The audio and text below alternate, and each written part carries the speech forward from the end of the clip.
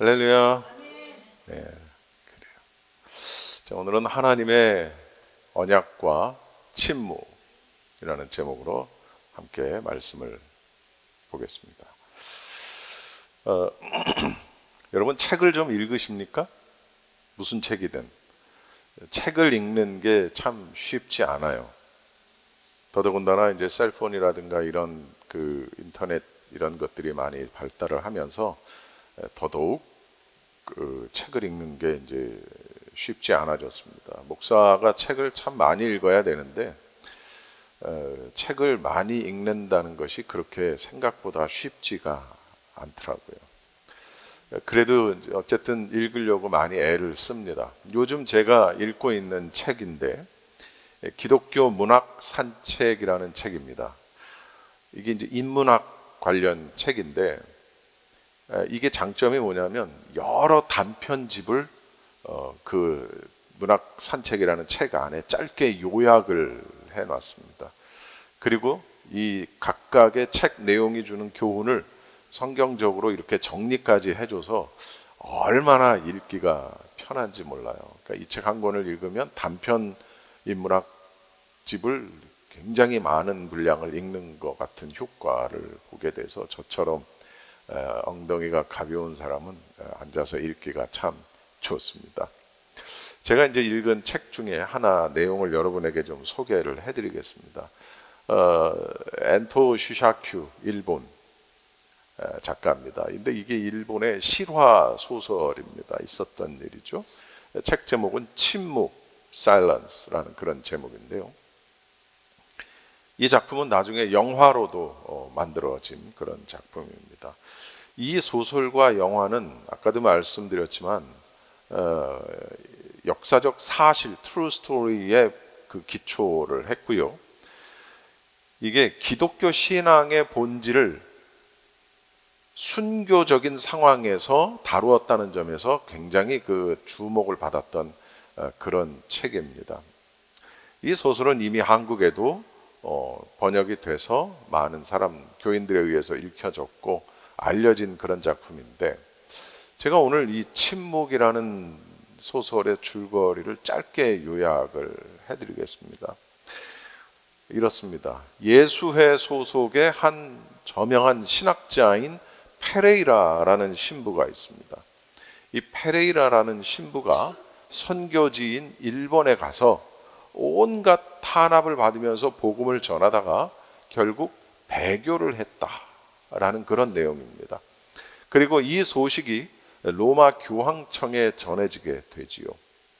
이 페레이라 신부는 일본에서 무려 33년 동안이나 체류하면서 복음을 전하던 그야말로 베테랑 선교사였어요. 심지어 그는 일반 신부도 아닌 그는 주교였습니다. 신학적인 지식은 물론 뛰어났고 박해를 받으면서도 계속해서 선교를 해왔던 그야말로 믿음의 사람이었죠. 그런데 이 신부가 배교를 했다라는 소식이 교황청에 전해지게 됩니다. 교황청은 발칵 뒤집어진 거죠. 뭐 이상한 일이 아니었습니다.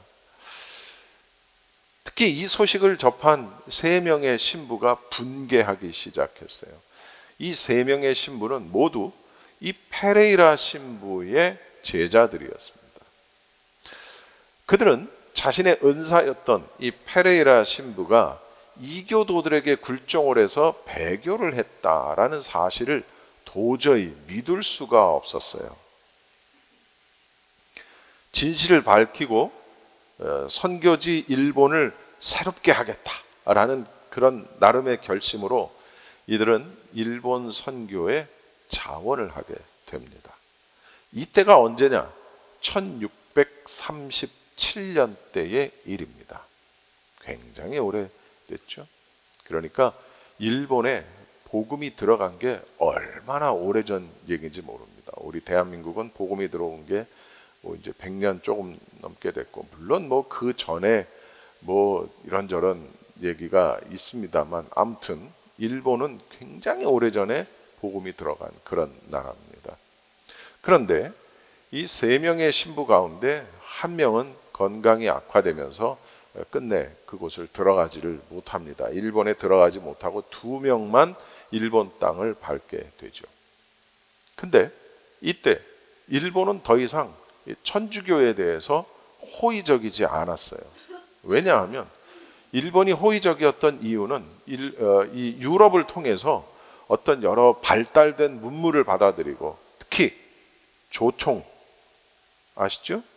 이 조총을 이미 이제 그들을 통해서 입수한 일본은 더 이상 그들에게 천주교는 필요하지 않게 된 겁니다. 이제 받아들일 건 다 받아들였다, 배울 건 다 배웠다, 이렇게 생각을 한 거죠.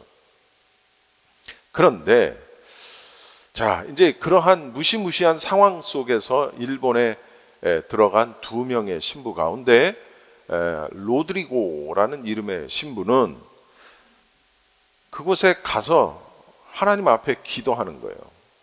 자기를 살려달라. 그리고 그 일본 신자들을 살려달라라고 하나님 앞에 간절히 기도합니다.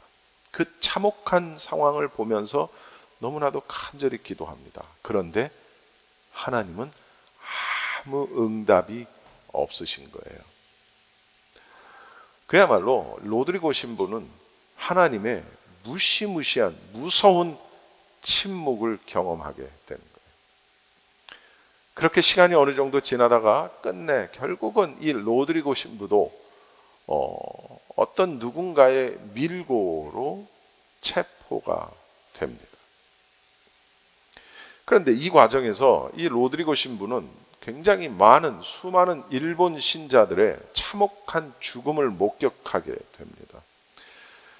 그리고 몸이 이렇게 묶인 채로 바다에 던져져서 순교하는 신자들, 일본 신자들을 목격하게 되고, 그리고 자신과 함께 갔던 카르페라는 이름의 신부가 그들과 함께 달려가서 그들을 부둥켜 안고 함께 익사하는 자신의 동료의 모습도 보게 됩니다. 그런데 그들의 이 같은 어떤 죽음에서 하나도 영웅적인 모습은 보이지가 않는 거예요.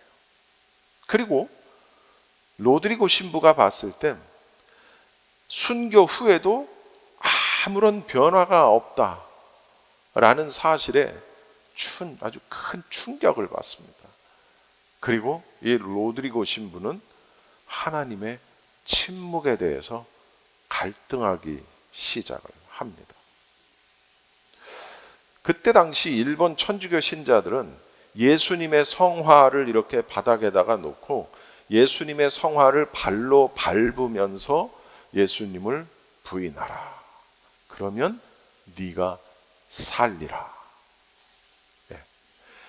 예수님의 사진을 밑에다가 놓고 그 예수님을 밟고 지나가면서 예수님을 부인하면 네가 살 수 있다라는 거예요. 그래서 어떤 일본인은 살기 위해서 예수님의 성화를 밟고 지나가기도 합니다. 그러나 또 어떤 일본인은 그 예수님의 성화를 밟지 않으려고 몸부림을 치다가 그렇게 저렇게 목이 잘려서 죽고 바다에 수장돼서 죽고 하는 그렇게 많은 일본 신자들이 죽는 것을 보게 되는 것이죠. 이 광경을 봤던 로드리고 신부는 자신의 눈앞에서 죽어가는 일본 신도들을 지켜보면서 이런 생각을 하게 됩니다. 그 일본인들이 그 로드리고 신부에게 말하는 겁니다. 네가 지금 배교하지 않으면 일본인 신부들이 하나 둘 고문당해 죽을 것이다. 로드리고 신부에게 이야기하는 거예요. 보라, 여기 있는 이 많은 일본 천주교 신자들, 네가 예수 그리스도의 성화를 밟고 그를 배교하지 않으면 네 눈앞에 보이는 일본 신자들이 다 죽을 것이다. 그냥 죽는 것도 아니고 고통당하며 죽을 것이다. 협박하는 것이죠. 그러나 네가 이 성화를 밟고 지나가면 일본 신자들이 살 것이다. 앞서 33년을 일본 선교 현장에서 일해왔던, 사역해왔던 페레이라라는 신부가 똑같이 이 협박과 회유를 당했던 거예요. 그리고 그 눈앞에서 어린아이로부터 노인에 이르기까지 일본의 신자들이 하나둘 너무나도 처참한 고통 속에 몸부림을 치다가 죽어가는 걸 봤던 거예요. 복음 전파를 위해서 일본에 왔지만 그 복음 때문에 죽어가는 교인들을 보면서 그 페레이라 신부는 한없이 괴로워했겠죠. 그 과정을 로드리고 신부가 똑같이 경험하는 겁니다. 이 로드리고 신부는 한없이 괴로워하고 아파했어요. 이토록 극한 상황 속에서 절규하는 신자와 또 자신의 그 처절한 기도에 침묵하시는 하나님의 침묵에 로드리고 신부는 당황하며 갈등을 했던 겁니다. 그는 예수님의 성화를 밟아서 신도를 살리는 것이 믿음의 용기인지 아니면 신도들의 죽음을 보고서도 끝내 자신의 신념을 지키면서 순교를 선택하는 것이 믿음의 용기인지 갈등하기 시작합니다. 우리는 정답이 정해졌다라고 생각할지 모르지만 그러나 눈앞에서 어린아이로부터 노인에 이르기까지 남녀노소를 불문하고 하나님을 믿는다, 예수 그리스도의 성화를 밟지 않는다는 이유로 팔이 잘라져 나가고 다리가 잘라져 나가고 목이 잘라져 나가고 어마어마한 고통 속에 몸부림치다 죽어가는 사람을 내 눈앞에서 보고 있다면 그게 쉬울까요? 답은 정해져 있다고 생각하지만 그걸 실제로 목격하고 내 눈앞에서 보면 내가 이 성화를 밟아서 이 신도들의 목숨을 살릴까? 나만 밟으면 이 사람들이 다 사는데 이 고통 속에서 벗어날 수 있는데 내가 그냥 밟을까? 아니면 그냥 내 믿음의 신앙의 신념을 지키고 그들과 함께 죽을까? 갈등하기 시작하는 거예요. 로드리고 신부는 하루 이틀 이 모든 과정을 보면서 하나님의 침묵에 대한 아픔도 깊어가기 시작합니다. 성도 여러분, 여러분은 이러한 하나님의 침묵을 경험하신 적이 있습니까? 도대체 하나님 뭐 하시는 겁니까? 도대체 하나님이 계시기는 하신 겁니까? 이런 어떤 상황을 여러분 경험을 해본 적이 있으시냐라는 그런 말입니다. 오늘 본문 말씀으로 돌아와서 여호수아는 나이가 많아서 늙어서 마지막 설교를 하게 됩니다. 오늘 본문이 바로 그 설교 내용이에요. 여호수아는 이스라엘 백성들에게 말합니다. 하나님께서 그 언약을 주셨고 그 언약을 지키셨다. 이스라엘을 위해서 싸워주시겠다라는 약속도 지키셨다. 아직 남아있는 가나안 족속도 모두 쫓아내시겠다라고 약속하셨다. 그리고 이미 멸한 모든 나라를 너희 지파의 기업으로도 주셨다. 그리고 아직 남은 족속들도 쫓아내실 것이다. 그러니까 모세의 율법을 지켜서 행하라. 우로나 좌로나 치우치지 마라. 이방 민족과 연합하지 마라. 그들의 신도 섬기지 마라. 그리고 여호와를 사랑하라. 여호수아는 하나님께서는 약속하신 것을 반드시 지킬 것이므로 인내하고 하나님의 신실하심을 기다리고 믿으라. 이걸 강조하고 있는 겁니다. 할렐루야. 여러분, 그런데 이게 어렵죠. 이게 아무것도 아닌 것 같은데 하나님의 신실하심을 인내하고 그 신실하심을 기다리는 것, 이게 참 어렵다는 얘기입니다. 우리는 뭔가 이런 생각을 하죠. 하나님의 액션이 바로바로 이어졌으면 좋겠어요. 그죠? 나머지 가나안 족속들이 우리를 괴롭히지 못하게 바로바로 쫓아내셨으면 좋겠어요. 쫓아내시겠다고 했으면 바로바로. 뭔가 기도를 했으면 그 기도에 대한 결과값이 바로바로 주어졌으면 좋겠어요. 근데 그렇지 않더라라는 거예요. 하나님께서는 침묵하세요. 하나님께서는 응답하시지 않으신다는 것이죠. 그런데 우리는 무응답도 응답이라는 말로 우리 서로를 위로합니다. 그럴 때 많죠. 하나님의 무응답도 응답이다. 그런데 하나님의 이러한 침묵은 성경 여기저기에서 나타납니다. 우리가 잘 아는 장면들이죠. 아브라함과 사라 이야기 아시죠? 아브라함과 사라에게 아들을 주시겠다라고 약속하세요. 아들을 달라고 한 것도 아니에요. 하나님이 아들을 주시겠다고 약속을 하세요. 그런데 하나님은 이후에 침묵하십니다. 기다리지 못한 아브라함은 사라의 여종의 몸을 빌어서 이스마엘을 출산하게 되죠.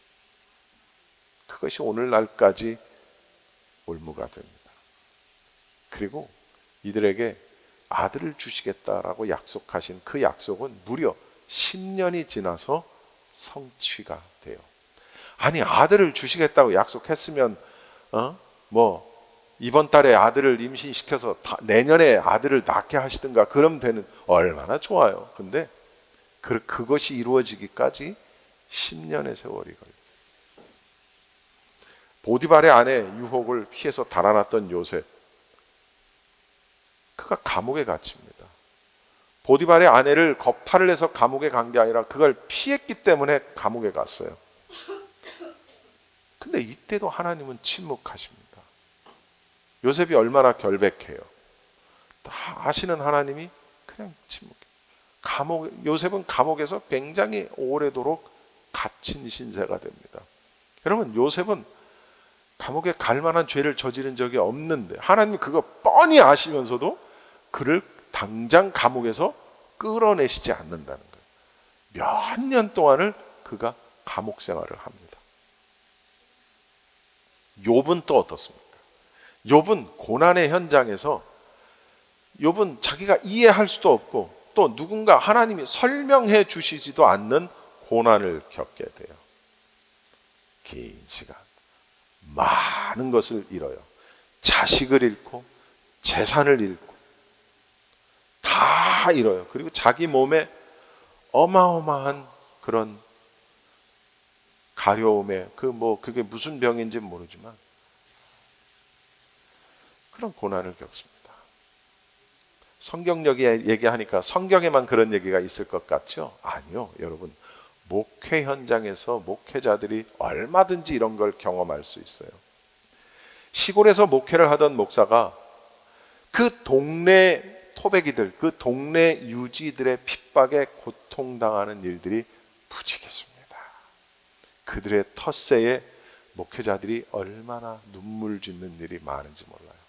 근데 하나님이 그걸 바로바로 해결해 주시지 않는다는 사실을 우리가 압니다.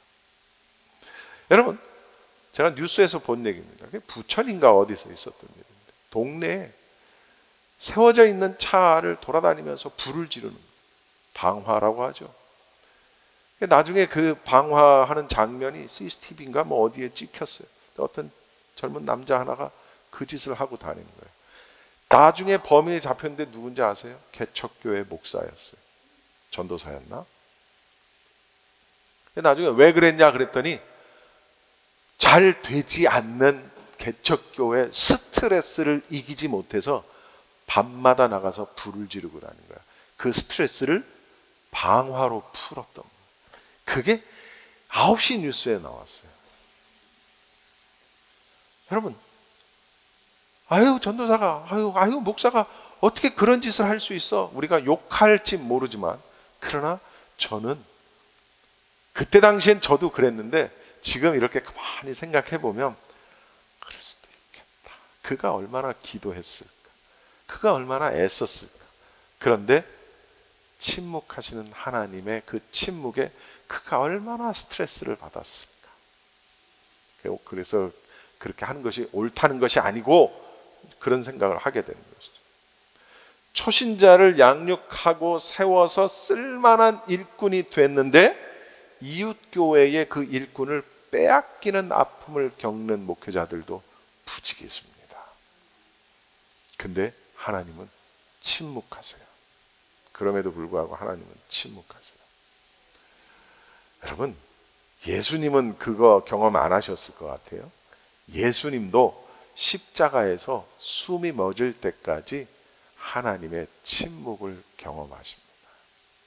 예수님이 채찍에 맞아서 온 살점이 떨어져 나가는 고통 속에 있을 때 못이 손과 발을 뚫고 지나가고 창이 옆구리를 뚫고 지나가는 그런 순간에도 하나님은 아무 말씀을 안 하신다는 거예요. 여러분, 모든 신앙인은 하나님의 침묵을 경험합니다. 우리 그런 경험 많이 했을 거예요. 그래서 시편 42편에 시편 기자는 이렇게 고백합니다. 원수들이 날마다 나를 보고 내 하나님이 어디 있느냐 하고 빈정대니 그들의 조롱하는 소리가 내 뼈를 부수는구나. 네 하나님이 어디 있어? 네 하나님이 어디 있어?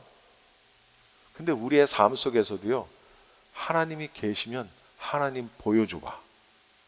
야, 하나님이 계시다면 이런 일이 일어날 수 있겠어?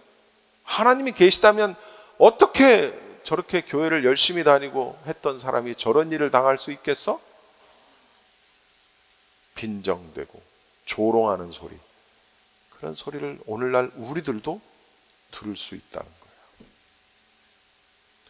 여러분, 모든 신앙인은 하나님의 침묵을 경험하는데 선교와 목회의 현장에서, 사역과 섬김의 자리에서, 그리고 평소 우리의 삶의 현장에서 얼마든지 이렇게 하나님의 침묵은 있다. 그런데 하나님께서는 진짜로 침묵하고 계시는 걸까요? 여러분, 오늘 마지막 이 말씀만 하고 설교를 마치겠습니다. 침묵이라는 그 소설, 영화에 나오는 한 대목에는 이런 장면이 있습니다. 로드리고 신부가 이야기합니다. 주여, 당신은 이 참혹한 죽음을 보시면서 왜 여전히 침묵하고 계십니까? 왜 아직도 응답하지 않으시고 가만히 계십니까? 이런 것이죠. Do it. Do it something. 뭘 좀 하십시오. 번개가 내리쳐서 일본 신자들을 죽이는 저들에게 번개가 내리쳐서 그들을 다 태워버리시든가, 태풍, 폭풍을 일으키셔서 그들을 다 날려버리시든가, 아니면 하나님 당신께서 나타나셔서 그 총칼을 들고 일본 신자들을 죽이는 그들의 눈앞에 나타나셔서 나는 여기 있다, 내가 살아있다, 너희들은 내가 가만히 두지 않을 것이다 라는 것을 좀 그들에게 보여주시든가 뭘 좀 하십시오. 왜 아무것도 안 하십니까? 몸부림치며 그 로드리고 신부가 외칠 때 하나님의 음성이 들리는 거예요. 나는 침묵하고 있었던 것이 아니다. 나는 그들과 함께 아파하고 있었다. 그것이 하나님의 음성이었어요. 나는 침묵한 적이 없다. 나는 그 사람들과 함께 아파하고 있었다. 여러분, 우리의 삶 속에서 하나님이 안 계신 것 같고, 하나님이 침묵하시는 것 같고, 하나님이 응답하시는 것 같지 않는 순간에도 하나님은 나와 함께 하셨다. 하나님은 우리와 함께 하셨다. 할렐루야. 너의 아픔과 함께 아파했고, 너의 슬픔과 내 함께 슬퍼했고, 너의 기쁨과 내가 함께 기뻐하였노라. 여러분, 하나님의 침묵 같은 그런 조용함 속에서도 우레와 같은 하나님의 음성을 들을 수 있는 것이 진정한 진정한 우리의 믿음일 것입니다. 할렐루야. 눈에 보이는 것만 보는 게 아니라, 내 귀에 사운드로 들리는 것만 듣는 것이 아니라, 보이지 않아도 들리지 않아도 들을 수 있고 볼 수 있는 그런 영적인 감각이 우리에게 있어야 하겠다. 할렐루야. 비바람이 몰아치는 시커먼 먹구름 너머, 그 먹구름 너머에도 찬란한 태양은 빛나고 있습니다. 여러분, 구름 낀 깜깜한 밤 하늘에도 그 너머에는 빛나는 별들이 있다는 사실이에요. 하나님의 무거운 침묵 속에서도 우리를 향하신 하나님의 사랑과 위로는 존재하고 있다. 여호수아는 이걸 알기 때문에 그 40년이 넘는, 그 40년의 긴 어떤 이 광야에 온갖 고난을 다 겪었다. 왜냐하면 여호수아와 갈렙은 출애굽 세대예요. 20살이 넘어서 출애굽한 사람들은 다 죽었어요. 심지어 모세도 죽었어요. 근데 여호수아는 살았단 말이에요. 그러면 그 얼마나 긴 시간, 얼마나 많은 고통과 얼마나 많은 어려움을 경험했겠어요. 하나님이 왜 40년 가나안 땅을 주시겠다고 했으면 바로 그냥 들어갈 수 있게, 어차피 그 노선이 긴 것도 아니었는데. 근데 그 하나님의 그런 상황 속에서도 여호수아는 묵묵히 그 하나님의 인도하심을 받다는 거죠. 그래서 하나님이 언약을 해주셨기 때문에 그 언약을 붙들고 살아라, 너희들은. 왜냐하면 언약을 해주신 하나님은 반드시 언약을 이루신다, 지키신다. 그러니까 이웃 신들한테 기웃기웃거리면서 그 이웃 신을 존재하지도 않는 신이라고 불리는 우상들에 절하지 말고, 이방 여인들과 결혼도 하지 말고, 그런 모든 것들을 다 깨버리고 하나님께서 주신 언약만을 붙들고 살아가라. 하나님이 너희와 함께 하신다. 이스라엘 백성들에게 여호수아는 그렇게 외쳤던 겁니다. 오늘날 이 말씀이 우리에게도, 우리의 삶 속에서도 적용되는 말씀이 되기를 바랍니다. 기도하겠습니다.